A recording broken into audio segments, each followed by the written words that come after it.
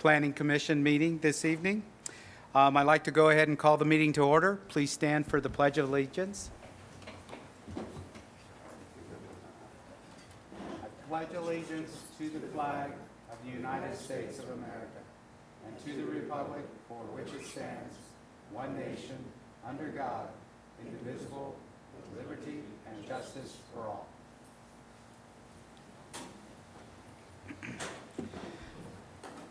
On the agenda this evening, we have the consent agenda, which consists of the minutes from the June 9th, 2014 meeting. We also have a preliminary plat for Constantino's Price Chopper number 109, as well as a final plat for Constantino's Price Chopper number 109.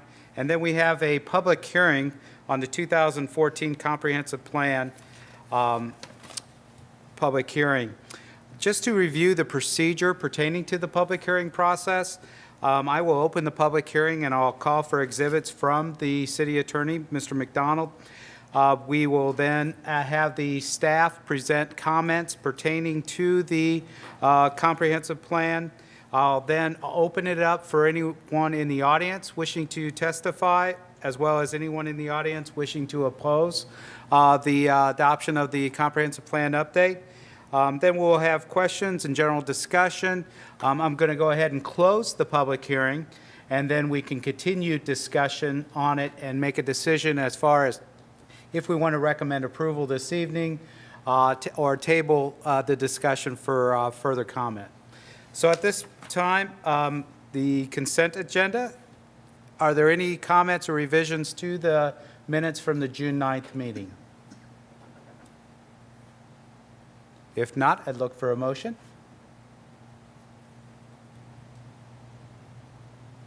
Ms. Banks. Mr. Chair, I make a motion to accept the agenda. Second.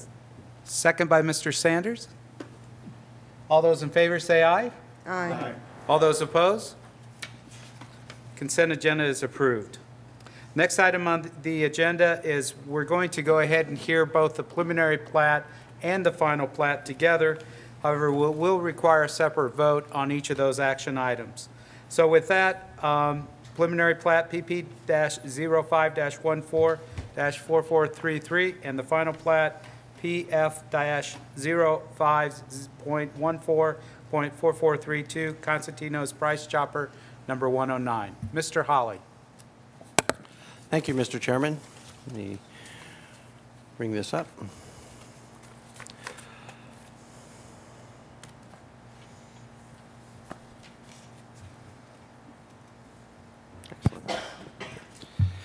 Members of the Commission, good evening. Before you tonight is the preliminary plat and final plat for Constantino's Price Chopper. This is an approval of a 7.085 acre, one lot, single lot subdivision. It's the final step that Price Chopper needs to go through in order to continue forward with their expansion. Property is 1305 Northwest 7 Highway. It's on the west side of 7 Highway, north of I-70 and Point Center. Again, this property is zoned general business, GB, and it currently has a Price Chopper on it. So to go to page 3 of 5 and take a look in the staff report of previous actions and approvals, in November of 2013, the Board of Adjustment approved a variance request to the UDC for off-street parking. It was a reduction in the parking to only require 264 spaces for the proposed Price Chopper building expansion project. In November then of 2013, the Planning Commission approved an application for site plan and design review to allow a 16,300 square foot building expansion. And in February, the Planning Commission then considered a vacation request to vacate a storm sewer easement and portions of a detention easement. And the City Council approved that then in February of 2014. And with that, we're caught up to where we are today with the preliminary and final plat. After having gone through the report, I think it's pretty straightforward, and I won't go in detail to it. I will make one note that the sidewalk along Highway 7 will need to be installed and a financial guarantee submitted, and that needs to happen prior to approval of the final plat by the City Council. Staff does recommend approval of the preliminary and final plat with 4 conditions. And with that, I will stand for any questions, and I think the applicant here is here as well, if there are any questions for him. Any questions for staff? Since the applicant's representative is here, would you like to come forward and make any comments?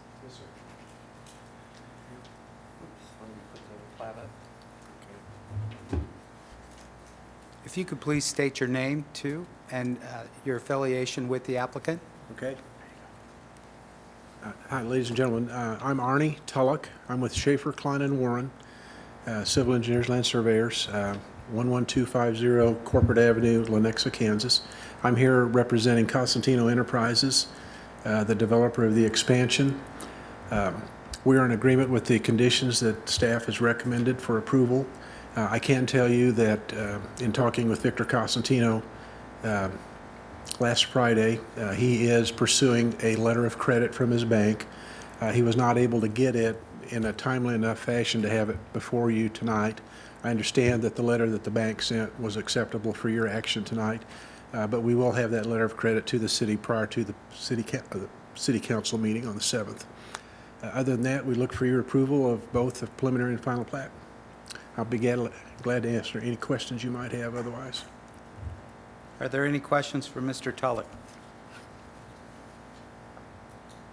Thank you, sir. Thank you. Okay, so that brings it back up to the Plan Commission. Is there a motion on the preliminary plat? Yes, Mr. Haney.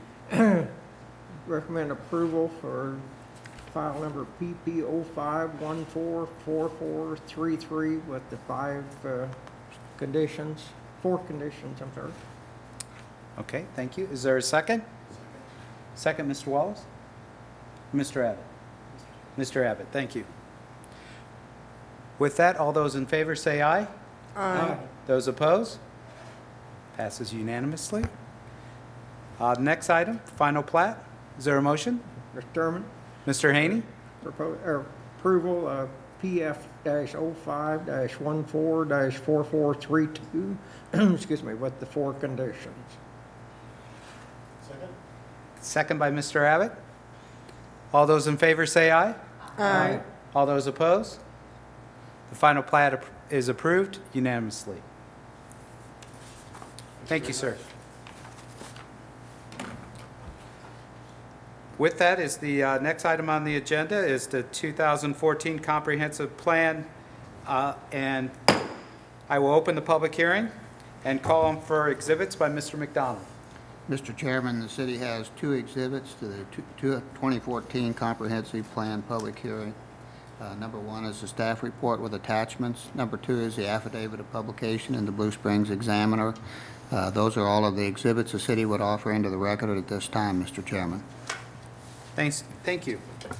I will then call on staff. Mr. Hawley? Thank you, Mr. Chairman. By way of introduction, the comprehensive plan has been in the works for probably about a year and a half now, maybe a year and 4 months, with the steering committee having met monthly and sometimes twice a month to talk about the comprehensive plan. Before you tonight, of course, is the public hearing for the comprehensive plan and for adoption of the comprehensive plan. Prior to that occurring, we have Chris Brewster here with Gould Evans. Chris and his team have been the lead consultants on the comprehensive plan, and they are as well on the UDC update. As you might have seen in the staff memorandum, I want to emphasize 2 things. One is that although we are recommending approval tonight, if you feel comfortable, that would be great. If you don't, there is no hurry. Don't hesitate to put this forward. That would allow us to answer questions if you have some. The other key point tonight that I want to make clear is that if the comprehensive plan is approved, it should be noted that the effective date of the comprehensive plan needs to coincide with the date of approval of the updated UDC, so that there is consistency when we begin to implement the comprehensive plan with our UDC and vice versa. So with those things being said, I think I will turn it over to Mr. Brewster and allow him to go through his presentation. He will also address some of the questions that the commission had at our last meeting when we considered this. So, thank you. Thanks, Jim. Chris Brewster, 4041 Mill Street, Kansas City, Missouri, Gould Evans Associates. I've been the project manager on this project, as Jim mentioned, working with most of you. So thank you, Mr. Chair and Commission, for hearing this. It's been a great project to work on. So I know most, or a few of you at least, have been involved in those monthly and sometimes twice monthly meetings. So a lot of this will be review for you as well.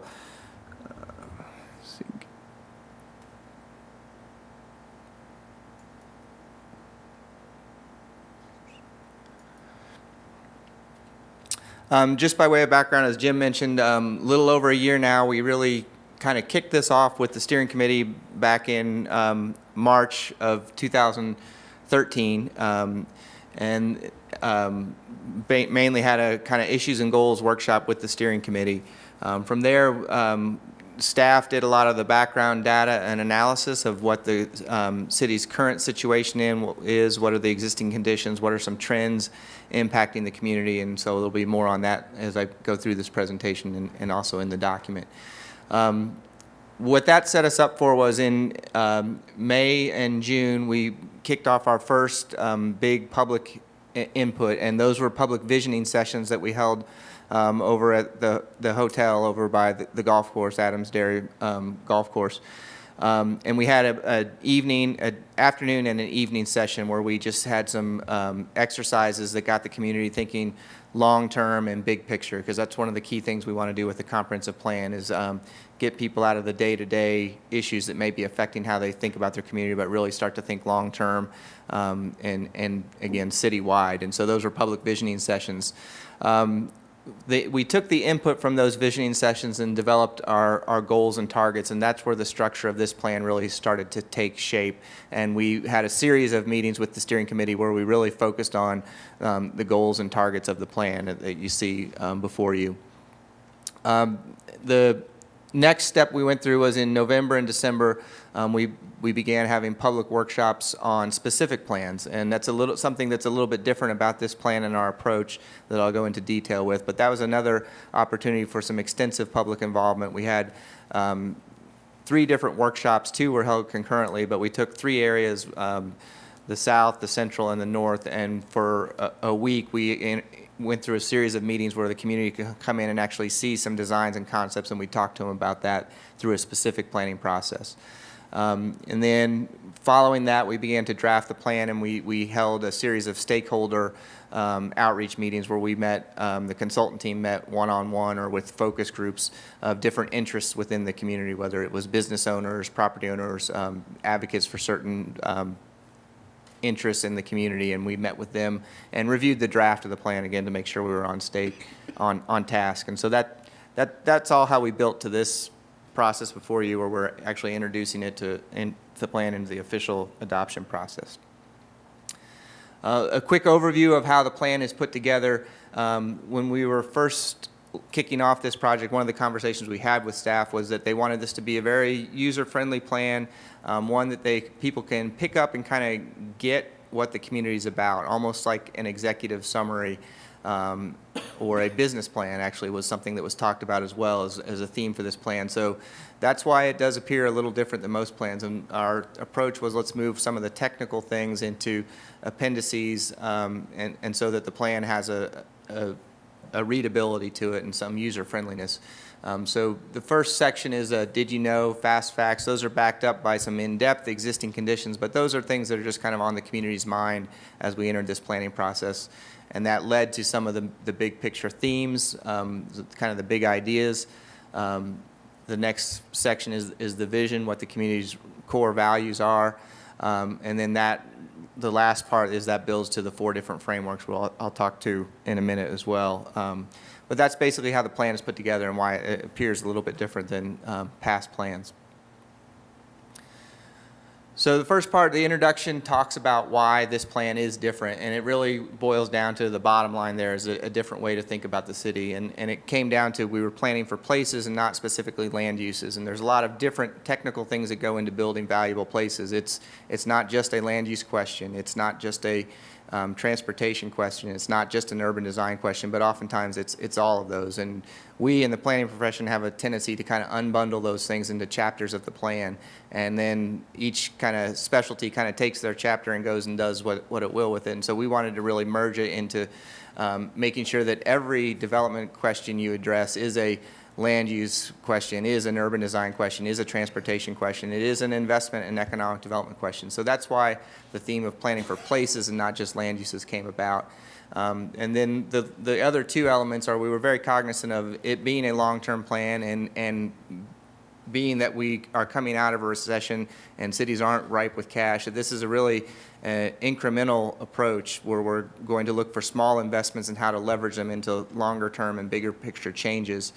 So that's a key theme of this plan as well. And the other point on there is a planning system, and I'll talk about it in a minute, and that gets to why we took citywide plans and specific plans and approached them a little bit differently. That goes to the fact that when we had conversations with staff early on, the theme that kept coming about was we want to continue to engage this plan, and I think the term was continue to do real planning under this comprehensive plan. So we think we have a system that will do that as well.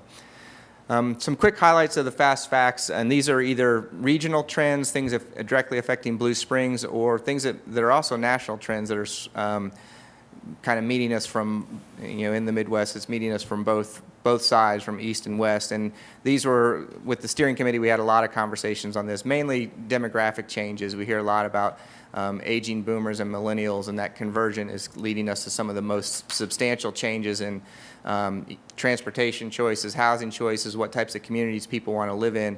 There's a lot of changes that cities are going to face over the next 10 to 20 years because of those demographic shifts. That impacts housing demand. It impacts some of the transportation choices and costs that you have being more of a bedroom and suburban community. So those are all kind of interrelated ideas that were on people's minds of, how do we keep growing? The other thing that came out of those conversations was the steering committee was very clear that and this resonated with our public input as well in the visioning sessions and the workshops, that Blue Springs is really a community founded on neighborhoods and good schools. That's responsible for most of its growth, and just because things might be shifting doesn't mean that's not going to be the focus of the community. So we started there, that was the given, that we're planning to make the neighborhoods stronger, and then everything else that happens around that should support Blue Springs neighborhoods, however they may change. So that's where a lot of these fast facts kind of led us to. The other significant one on here, I think, is the regional assets. And again, in a lot of our comments, people asked, what is the image of Blue Springs? And we struggled as a group talking with the steering committee about that. And then what was interesting to us was in the public sessions, a lot of people couldn't really articulate what it was about it. Everyone, again, back to the idea of, well, I like my neighborhood. What's unique about your neighborhood? Well, it's an ordinary neighborhood. I just like it and value it. So there was not a real clear kind of big picture idea of what's the image of Blue Springs. And so we took a step back and identified that, and again, this went back to how are you different from other suburban communities that also have good neighborhoods and good schools? What's going to be your difference maker, your differentiator as you compete with those communities? Because I think we all acknowledge there is somewhat of a competition amongst other suburban communities as well. And so what we arrived at was the regional assets you have, the natural assets, whether it's Burr Oak Woods, Fleming Park and the lake, or whether it's some of the things that are just outside of your border or not in your city, Little Blue Trace, Landell Park, and some of the parks to the south. You have unparalleled access to some major natural assets, and so that was one of the things that came out as a theme to organize this plan around. So here are the big themes, the big ideas. These are the things that kind of are visionary and long-term, but we can start to build little things around them. And we came up with 5 major ones. The LINK is what we're trying to coin it as, and that stands for Local Integrated Natural Connections, our natural advantage. So how do we start to connect a lot of those assets and make them a lot more accessible to the community and a lot more visible? In talking with members of the public, there were a lot of people that, you know, either lived very close to one of those places and said, you know, I really don't go there that much. It is a nice place. So I think it's something that you probably haven't worked on consciously and daily to kind of really make sure you connect those assets and make them a strong part of the fabric of your community.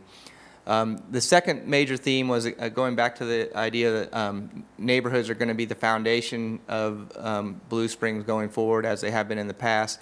And we talked with how do we strengthen those for people in the community. And there was the idea that most of them have at least some semblance of some kind of social center, that is where people consider the heart of their neighborhood, be it a church, a school, or fewer of them, I think, have commercial establishments as that heart, that kind of gathering place. So that came out as a theme of, you know, where would you go close to your neighborhood that's accessible, that maybe you could walk or bike to if you chose, that would be the place that you spend valuable time away from your home or work. Those, in planning jargon, they're kind of called third places. So those seem like a very small and subtle way to really strengthen neighborhoods going forward in the future. So where neighborhoods have those in existing, how do we strengthen them and emphasize them? Or where neighborhoods are lacking those, how do we introduce them into the neighborhood or along the edges of neighborhoods? And for our new neighborhoods growing to the south, how do we make sure we plan for those types of spaces in our neighborhoods? A great place to grow business. This and the last one on re-injecting new life into the old corridors are kind of related themes. That idea of how do we grow more jobs in our community, and we know there's a lot of the large-scale efforts the community's been working on in the past, and those are incorporated in this plan. But what we also tried to do in talking with the EDC was to make sure that this is a very, the economic development strategy and job growth is a very all-inclusive approach. In other words, we're not just looking for large companies to come locate, a kind of silver bullet type approach, but we really want to start growing small businesses as well, capture the entrepreneurial spirit. And with that is an opportunity to, as some of the aging retail areas are suffering, and the data would tend to show that you have perhaps maybe too much retail in terms of zoning and building areas. How do we repurpose those? How do we diversify businesses within those areas? So those two strategies are related, and to become really kind of focusing on the small business entrepreneurial part and how that can impact redevelopment and repurposing existing buildings within some of those corridors. And then the last major theme, obviously, is we revisited the downtown plan that you all have been working on, and verified that, you know, that continues to be a solid direction, although the recession has caused some slowing down of activity around there, but those are all things that the community still felt needed to be worked on, and it was a positive plan, and there's some positive directions from that plan to build upon. So those themes led to the vision of what the community values, and these 4 frameworks are what the plans are organized around, and each of those comes with a more spelled out vision statement along with them, but places, city image, connections, and investment, and those kind of roughly parallel to land use and development, urban design, transportation, and economic development. But again, as I said, there's a little bit of each of those major disciplines in all of those themes, and they all kind of interrelate, is the idea. So from that vision statement, then the plan is organized around these frameworks, and each of these has a series of goals and targets established with them. So as you page through those sections, the places, for example, will have a series of goals that really reflects back some of the comments and discussions we had with the steering committee and with the public on what types of places the community wants to build.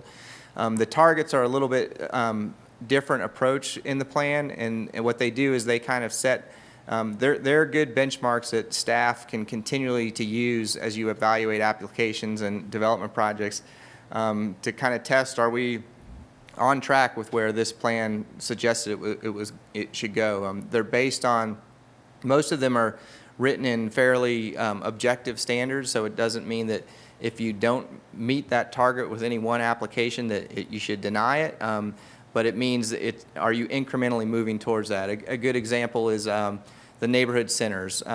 We know from data that neighborhood centers need certain amount of housing units within a distance to support the market for them.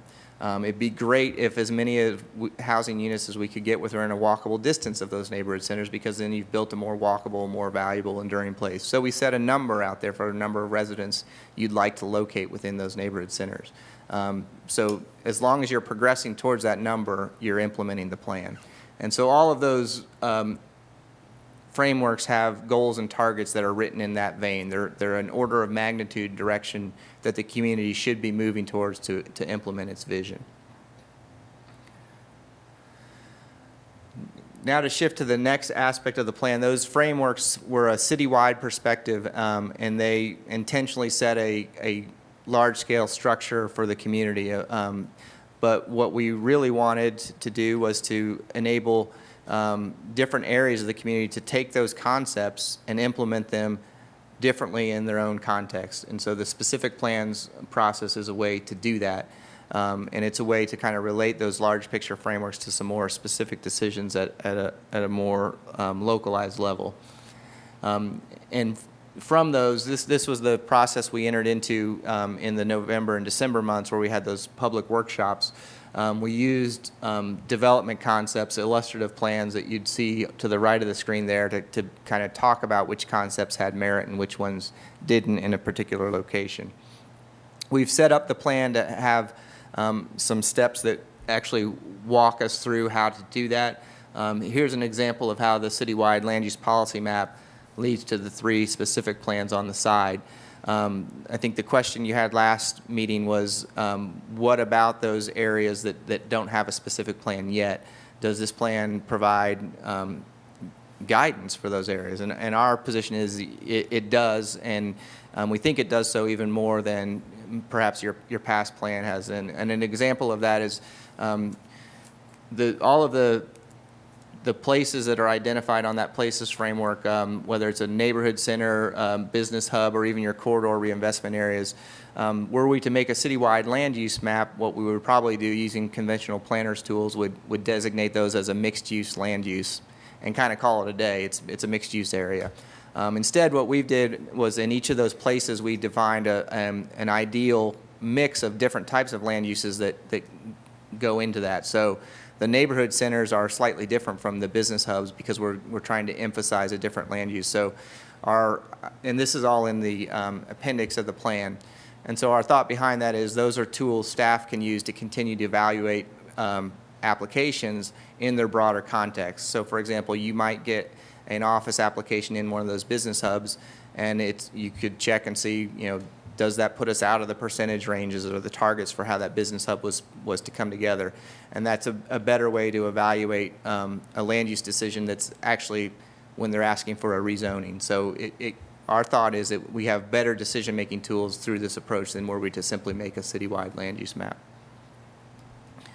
And then obviously, as you do more specific plans, as we've done for the first 3 areas, a lot of those questions can get addressed in detail, and the idea is you have a lot more up-to-date and accurate information, and then should a change need to be made, it's much easier to go in and adjust those specific plans. You can engage a smaller constituency in and around those neighborhoods and have a lot more meaningful dialogue on where policies may need to change or not. And then the citywide framework, as long as that vision's valid, that part of the plan shouldn't really need to be adjusted that much. A similar approach to transportation on dealing with it at different scales. There's a citywide policy map on transportation that deals with, bike and pedestrian, transit, and roads, but it's easiest to show this example with the streets. The map is based on the city's functional classification system, and which is what most conventional plans do. But that doesn't necessarily tell the whole story. So at the next scale, when we move down to the specific plans, what we're introducing are different street design types, and that's that aspect of kind of introducing a little bit of an urban design approach to transportation. The easiest example to illustrate that is to the north there with when we did the specific plan for Duncan Road. I believe it's a minor arterial or major collector, that's right, I'm sorry, major collector street, and it's that both east and west of 7, yet the part to the west of 7 is dramatically different in terms of its character and feel, and most of the community told us they valued that.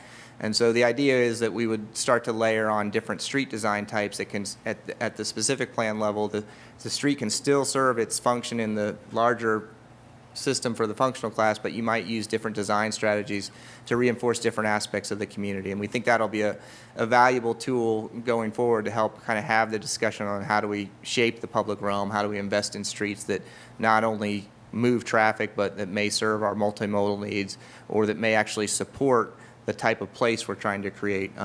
It can become particularly important in the neighborhood centers when you're looking for those limited areas where you're looking for a lot more pedestrian character than you might have in other parts of the city. And then the third major citywide policy was, again, going back to that idea of the natural amenities that you have around your community. We took advantage of a tool that the Mid-America Regional Council is just introducing, this natural resources inventory, which they've collected through this pretty high-tech data source, and it has an incredible wealth of information that we were kind of just beginning to figure out how to use. But it does take a very similar approach that we were taking in the plan, which is why it attracted us, of looking at things at a very large scale picture, and then looking at how more details and more refined data can maybe change how you think at a conceptual level to, okay, what are you now actually going to do about it at a specific level?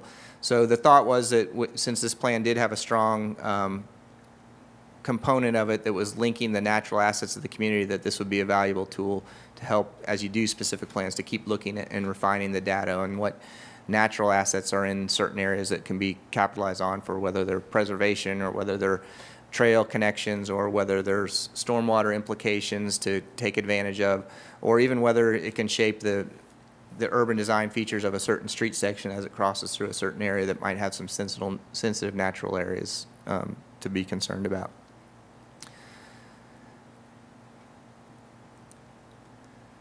This is a map of the specific plan process that we've instituted with this plan of dividing the city into those areas. I think the map, might be a dated map, so the areas have been updated in the plan. But again, that's the idea that that part of the appendix can continually be refined. What we are suggesting, we go through, these are the steps we went through for each of the 3 areas that we did, from an assessment where we're kind of saying, windshield surveys, and here's what we see, here's some strengths and assets we see for this area, and then testing that with the public, the stakeholders in that area, saying, is that what you value, is that what you see? That was our first step. The second step there was to start to develop some concepts off of that, and when we did that, of trying to look at possibilities of things that could be done differently, whether it's redevelopment or new development. And then again, going back and floating those with the public in our second meeting and hearing what they valued and what they didn't. And then that led us to refining the plan and then actually coming up with some implementation steps. I know the last meeting there was a question on implementation of this plan as well. And we view that in 2 respects. One, I think the framework of the plan itself is something that will lead to implementation, because we want one of the things we set out was, this isn't the planning department's plan, this is every department's plan. So our meetings with the technical committee, public works and parks, and we wanted to make sure we were capturing the types of things they're working on too. So, and to some extent, just getting this plan to shape everyone's thinking about how what we're collectively building towards, I think is a good step towards implementation. More so than just a list of projects that we want to accomplish, because you'll always have those lists, and probably too long of lists for most people. But then the other part of it was on the specific plans we wanted to that's where we wanted to start to outline some of the strategies that can be done. So each of those areas has short-term, interim, and longer-term strategies associated with them.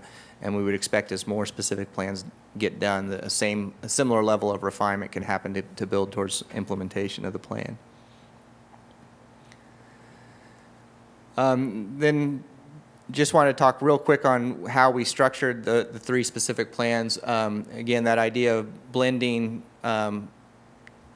transportation, land use, development, and urban design and economic development. What we came out with was, let's create two plans that sort of are the photo negative of each other. One is the community character plan, where we looked at open spaces, trails, and the street design types. So that's, if you will, that's the public realm, the things that the city can invest in or the development community invests in as they develop new areas. But those things that set the structure for the area, and then how does the different land use elements relate to that. And the other thing we were doing with these specific plans is we were constantly verifying them against the places framework of the plan. So for example, on this one, the lower left corner of that land use and development map is one of our neighborhood centers. And so we talked about how would a neighborhood center come together in this area. And so that's how that land use policy shaped out. Instead of it just being a mixed use area, now we've identified that, well, the smaller scale retail needs to go closer to the intersection of Duncan and Woods Chapel, because that's where you have the greatest opportunity to put in a more refined grid of streets where those walkable retail centers could locate. The frontage road in that area to the south, that's where the larger scale commercial can go, the messier things that won't be and aren't in a context where they will be walkable, and so those exist there. So it gave us a tool to kind of look at things in more detail, but also reassess them against the bigger picture framework. And so a similar effort went on with all of the other areas that were highlighted at the citywide framework plan, and then we went to go to apply them in this area. And then they also fit the public realm, or the community character plan, which deals with public realm elements, kind of supports the development plan and vice versa.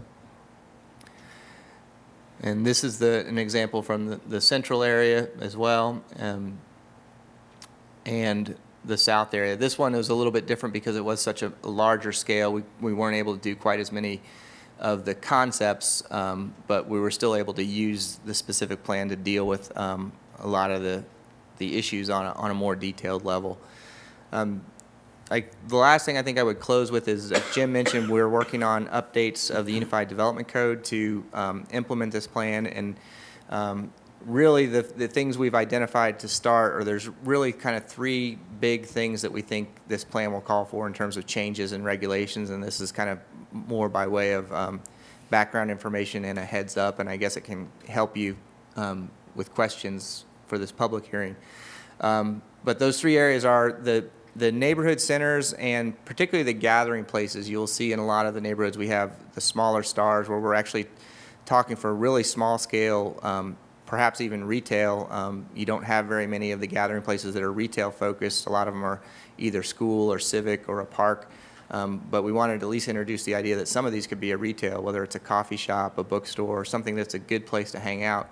And so we think we'll need to introduce something into the zoning code that deals with that, both in terms of the scale of that use, because they are much smaller scale, and then also what development form and patterns they typically come in. So a lot of the building design features and open spaces around those that need to bring it all together, or something we'll probably need to add in as a new option, a new idea that the UDC probably currently doesn't recognize as well.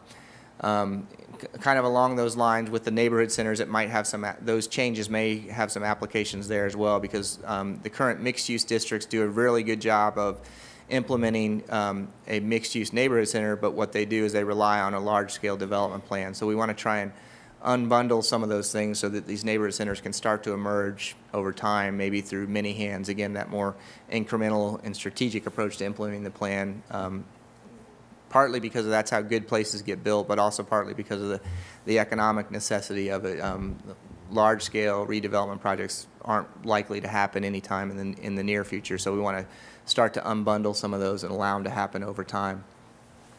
The second major thing that we see the need for changes is, and this goes back to the housing choice discussion that we had with the steering committee, we're going to look to do some different things with some of the residential districts, and particularly in getting different choices that either similar to what you've been dealing with in your downtown, I think is probably the best way to put it. Some of the housing types and choices that were good for around there, we think can be broadened and expanded into your residential districts, and or particularly the corridors, I guess, along the edges of neighborhoods where you want to introduce areas that may in the current comprehensive plan be calling for density.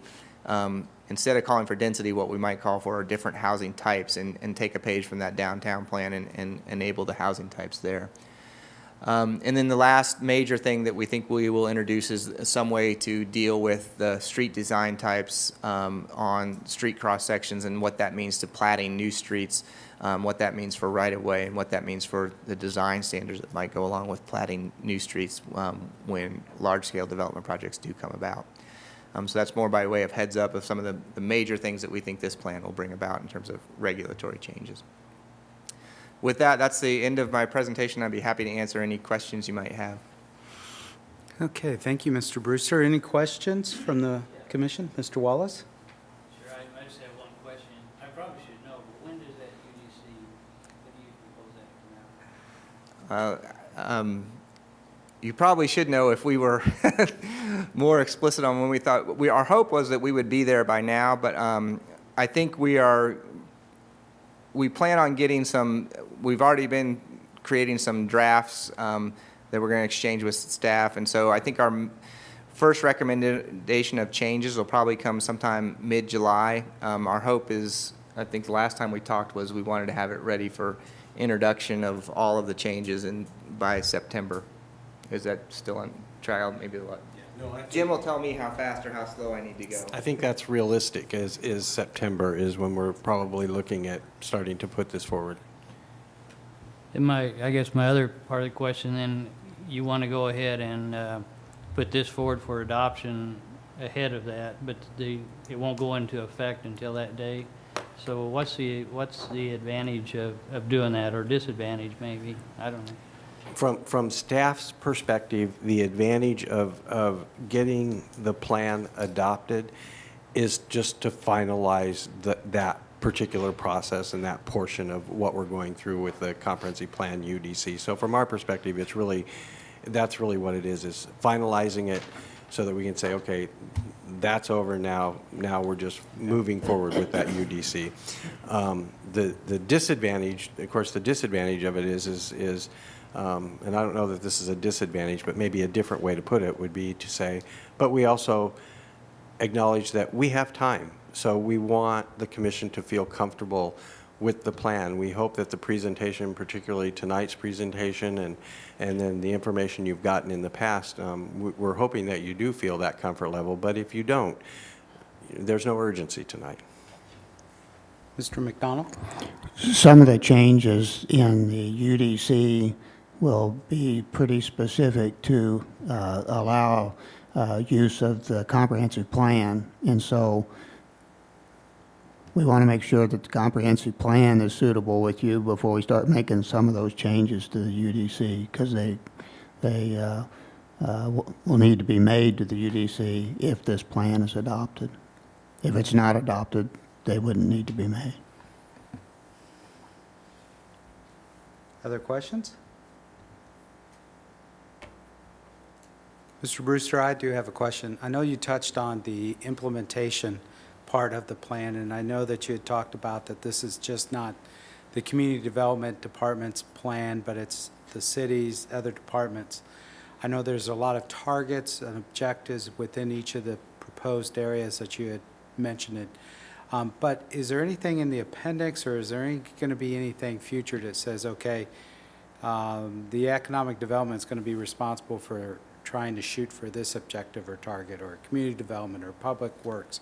So it kind of keeps the plan, live and Right. moving forward. Yeah. There isn't, but we had talked about that. I talked about that with Jim after I heard your question from last time, or the commission's question. And one of the things we actually hoped for, but was wouldn't it be great if each department, I think, I know they do this already, I can't remember what the term is, but they do their, they sort of do their, each department head does their administrative agenda for that year. And wouldn't it be great if those actually became the implementation section of this plan? In other words, each department is kind of using that and kind of looking through this and saying, which part of this can I chunk off, and what can I be responsible for, and where can we find synergies with other departments? So that was at least the idea. In this effort, we didn't get to that, quite honestly, because we just didn't have the time to get all of the department heads thinking in those terms. So that would leave us with the other alternative is to sit down with community development staff and kind of go through and go write a more, for lack of a better term, a more conventional implementation plan where it just says, within 1 to 5 years, we want to pursue these 4 projects. And that can be done as well. We kind of started some initial discussions with how can we tie those loose ends up a little more firmly, I think, than what I mentioned, so. The other thing, and actually, this was kind of a discussion that started happening at staff level when we started thinking about implementation, and as you said there, as we looked through the plan, and we said, well, we really don't have a specific, list, as many plans do, of here's your short-term 5-year goals implementation, here's your maybe 15 to 20-year goals implementation, and because the things that we are implementing within this plan are kind of spread throughout of it, the idea was then how do we track it to show that we in fact are implementing the plan? And that's where we're right now sitting down and saying, okay, when we begin to use this, we already need to have a systems by which we can start tracking through the various development actions that occur and city improvements that occur to see, okay, we've met this, we've met this, we've met this. And I'm not saying that we've achieved the full goal in that, but it's that furtherance towards that goal. And so part of the implementation plan of this will have to be tracking as we go. Okay. Second question I had is, I found the section pertaining to future trends very interesting. So I was just, could you just kind of, as far as the changes in the demographics, how that trend change for Blue Springs is being incorporated as far as in this update or comprehensive plan? That's one that we talked quite a bit with the steering committee. In fact, that was probably the very first thing, first comment we had out of the gate at our way back at our March kickoff meeting before we even kind of started suggesting issues and goals. I think one of the steering committee members had been to a conference recently where they talked about those trends and what it meant for communities. And it really led to the whole discussion of the people we want to try to attract or keep in Blue Springs, the aging baby boomers or the millennials, maybe a returning student, are really looking for different types of places than we have right now. And so that's what led to the framework of the plan. And it's different in terms of the lifestyle and recreation amenities. One of the things I heard in some of our public visioning statements was someone made the comment, I think it was a developer perhaps, that people that are moving here are moving from communities where these types of recreation amenities aren't additions, they're just givens, they're expected. People, young professionals want to live in communities where they can come home in the evening and get out on the trails and run and ride bikes or something. That's just they're moving from communities where that was expected, so we need to be keeping up with that. And then, so it's not just a recreation part, though. That's where the whole idea of the gathering places or places that are valuable to be in outside of work and home. That theme in the plan came directly from that, because it plays to both ends of that demographics, the millennials and the aging baby boomers. They're actually looking for the same things. And with that, the counter to that was that as soon as, don't be so careful to be rushed towards, we need to change our community to meet these, so that's where the whole idea of, well, the neighborhoods we have and what makes them valuable needs to be the foundation for this plan as well. And so I think in those two aspects is where those changes most directly impacted the plan. I think another one of the other major things dealing with that, and it's probably a lifestyle choice, maybe a little bit financial, but there's some interesting data about affordability and transportation costs and how those two, how we, in the past, we've always looked at it as housing, but it's really a combination of housing and transportation that impacts those decisions. And so some of that also deals with people's think differently now in terms of, I don't want to, an hour of my day commuting is too much, or an hour and a half is too much. So how can I change where I live or where I work to address that concern? And so that's another part of those, the big picture trends and themes that impacted this plan. So locating jobs here, making them connected to existing neighborhoods, and doing that. The committee wrestled with, are we a bedroom community or not? What are we going to do to change that if not? Okay, thank you. All right, thank you. Well, at this time, I'll ask if there's anyone in the audience who would like to testify in favor of the 2014 Comprehensive Plan. Seeing none, I'll ask if there's anyone in the audience who have comments or concerns that they would like to address regarding the comprehensive plan. Seeing none, we're back up here. Are there any other comments that we want to make as a part of the public record?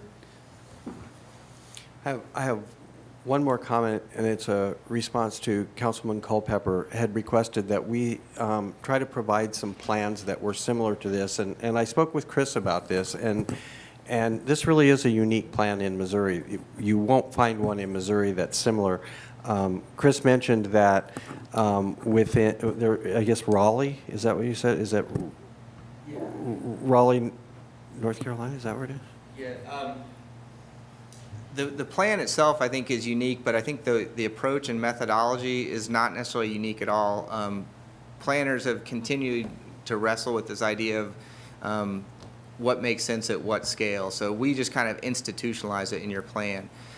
There are like California, for example, has a statewide system that approaches planning this way. There's the general plan, there's specific plans, and then there's project plans. So there's 3 distinct scales built into their approach to how you should do planning. So the framework and the ideas aren't unique at all. And as Jim mentioned, Raleigh, North Carolina has instead of a citywide land use map, they have a places framework map. So more and more as we start to understand how just kind of siloed policies impacted what we built, people are trying to merge those ideas and kind of make things relate better at different scales. So the comforting thing, I think, is there's nothing that's going to be earth-shattering or particularly innovative in the ideas we've talked about. What's different is about how we kind of approached it and then institutionalized a way for staff to kind of think of the development at 3 different scales. So to Councilperson Culpepper and the rest of the commission, I didn't want you to think that we forgot that question. There just weren't plans out there that were like this that I could send to you. I could send you some other ones that were set up with a more readable type of text, but they're not going to appear like this either. So the information will be different. Okay. Well, with that, I'd just like to, on behalf of the Planning Commission, thank all of those who, from this commission and as well as on the council, who served on the steering committee, representation throughout the public, those attending the public meetings who worked on this 2014 comprehensive plan. There's been a lot of hard work and a lot of thought go into this, and greatly appreciate that. So with that, I'll go ahead and close the public hearing. So we're back up here then. As Mr. Hawley has indicated, we're not in any big hurry. If the commission decides they want to table this request, or if we're ready to move forward, we can do so as well. And I think that what the motion should entail is that if we do approve the 2014 comprehensive plan, that the effective date would be the same date as that with the changes to the Unified Development Code.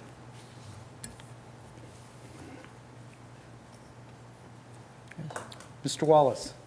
Yeah, Mr. Chairman, I would like to make a motion that the Planning Commission approves for adoption the 2014 Comprehensive Plan to go into effect the same date the UDC is in effect. Second. Thank you. We have a motion and a second by Mrs. Banks. With that, we'll go ahead and do a roll call vote. Planning Commissioner Abbott, Aye. Wallace, Aye. Sanders, Aye. Haney, Aye. McCall, Aye. Banks, Aye. Chairman Trozen. Aye. With that, the motion is approved unanimously on the 2014 Comprehensive Plan. The next item is other business. Does anyone have any other business they'd like to discuss? Looks like our next scheduled meeting is July 14th. Do we have items on the agenda for that meeting? Yeah. Okay. Okay. Okay, with that, and no other business, do I have a motion to adjourn? Mr. Haney? Is there a second? Second. Mr. Abbott, second. All those in favor say aye. Aye. Meeting has adjourned. Thank you.